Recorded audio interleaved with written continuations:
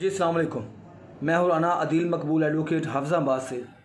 अब last video में मैंने डिवोर्स के मुतल्लिक़ बात की थी कि अगर खामद जो है वो डिवोर्स पेपर भेजता है अपनी बीवी को, बीवी अगर वसूल नहीं करती तो क्या डिवोर्स हो जाती है या नहीं होती। वो वीडियो मौजूद है फेसबुक पर भी, उसके अलावा यूट्यूब चैनल इसी नाम से है मेरा, उसमें भी मौजूद है, आप उसे पढ़ सकते हैं। इसी दौरान एक और बड़ा एक मामला था जो मैं समझता हूँ बड़ा मसला है, उसको हल करना, उसके ऊपर रोशनी डालना ज़रूरी थी।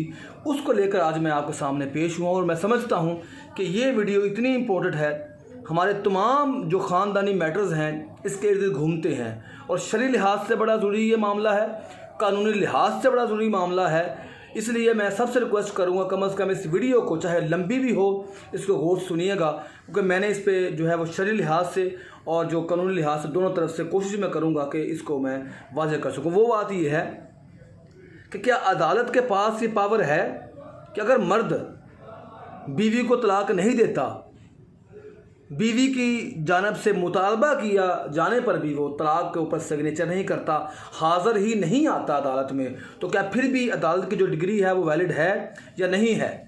इसके ऊपर पिछले दिनों मुझसे जब ये बात मेरे सामने आई तो मैं बड़ा हैरान हुआ कि बड़ी अजीब सी बात है, जब हमारे पास हमारे फैमिली लॉज हैं, हमारे इस पार्लियामेंट ने, हमारी जो शरीयत कोर्ट है, हमारी पार्लियामेंट ने एक वाज़िया किस्म के कवानीन मुरतब कर दिए हैं, तो ये बात कहाँ से आ गई। वो ये बात कि अगर खामद अपनी बीवी को तलाक नहीं देता तलाक नहीं होती, ये बात थी। मैंने इसी लिहाज पर एक मुफ्ती साहब को फ़ोन किया, बात की, तो उन्होंने सेम एडिज यही बात की कि जब तक खामद अपनी बीवी को तलाक नहीं देता तलाक नहीं होती। मैंने उससे पूछा खुला के मुतल्लिक़ क्या ख्याल है आपका। उन्होंने कहा जो खुला खातून मुतालबा करती है। मैंने कहा उसके मुतालबे के ऊपर अगर उसे बुलाया जाता है वो नहीं आता, वो जानबूझकर रूपोश हो जाता है, वो अपने वेयर अबाउट्स नहीं वाज़ेह करता और ये कहता है कि मैंने तुम्हें जलील करना है, मैं तुम्हें डिवोर्स नहीं दूंगा, तो फिर क्या बनेगा। लड़की इस तरह बैठी रहे घर में। उन्होंने मुझे कहा जी ऐसे ही बैठी रहे।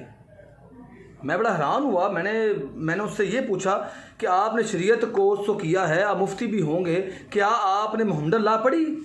ये मोहम्मद अल्लाह मेरे पास, ये वो कवानीन हैं जो पूरे कुरान पाक में और हदीस से लेकर इसमें मुरतब किए गए हैं। मैंने उससे पूछा कि फैमिली ऑर्डिनेंस जो हमारा पाकिस्तान में राइज है 1961 का, 1964 का, क्या आपने पढ़ा है।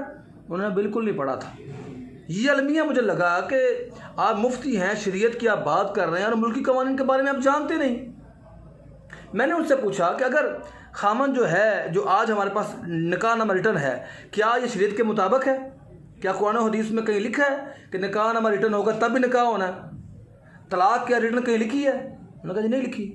तो आज रिटर्न क्यों है। रिटर्न इसलिए है ताकि फ़ायदा हो, आवाम को सहूलत हो कि विरासत के मामले निकलते थे और आम तौर पर खामद के फोत होने के बाद उसके वारसान जो थे उनमें उसकी बेवा आती थी और उसके जो खामद के भाई होते थे उन्हें जानबूझकर झूठ मूठ ये बात कर देने कि इसको डिवोर्स हो चुकी है ताकि उसको हिस्सा ना मिले। जब ये मामले आए तो कानून ने क्या किया, इस जो गलत फहमी है, इसको गलत ये बात आ गई थी, उसको ख़त्म करने के लिए अब हमारे पास रिटर्न निकाहनामा है, रिटर्न हमारे पास डिवोर्स है, हमारे फ़ायदे के लिए है।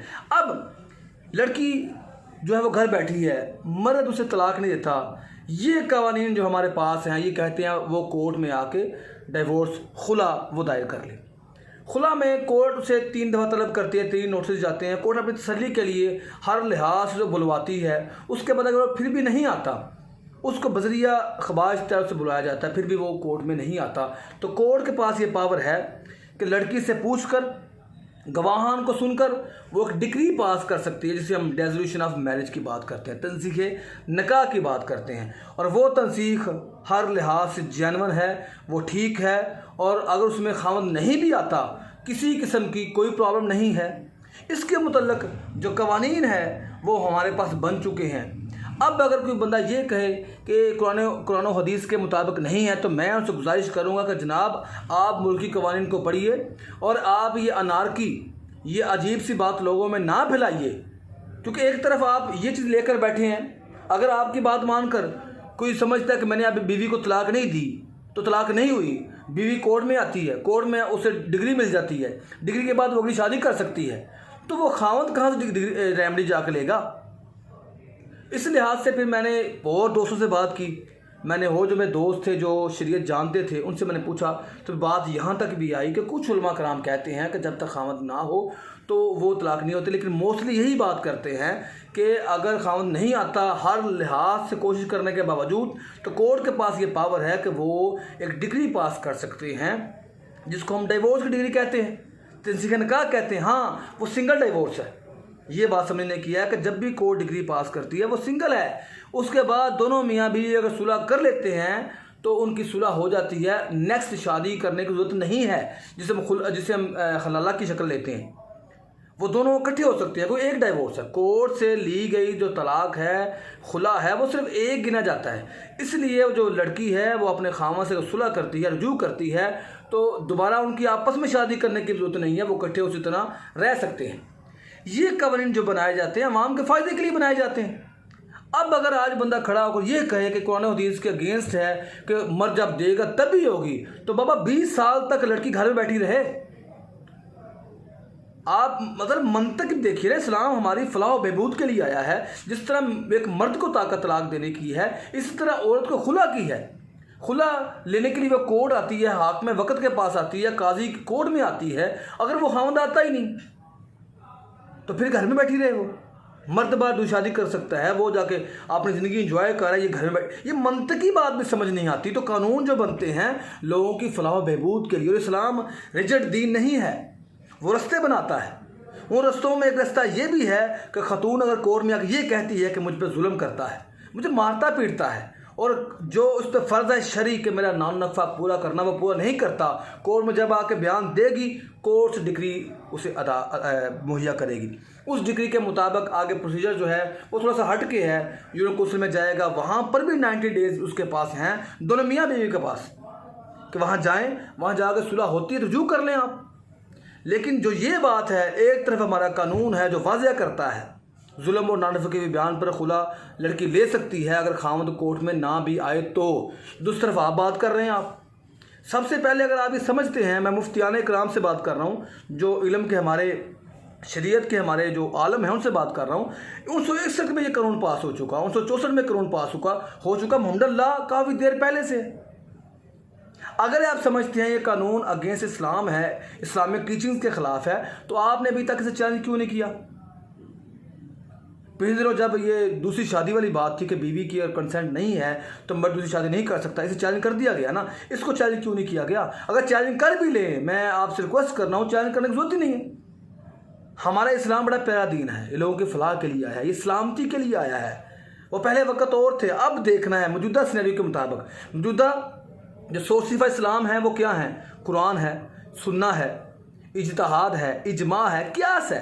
ये तमाम चीज़ें कहाँ से मिली हैं? हमें इस्लाम से मिली है ना। ये सोर्सेस ऑफ इस्लाम है, इनसे हमें कवानीन मिलते हैं। इसलिए लोगों में ये बात जो फैलाई जाती है कि दादी तलाक नहीं होती, वो गलत है, और उलमा कराम को चाहिए इसके ऊपर वो बैठें, और जो ये कुछ लोग बात करते हैं उनको ये समझाएं कि आप जब मुल्की कवानीन को चैलेंज कर रहे हैं, चैलेंज है ना, ये मुल्की कवानीन को अब नहीं मानेंगे, ये अनारकी है, ये बगावत है।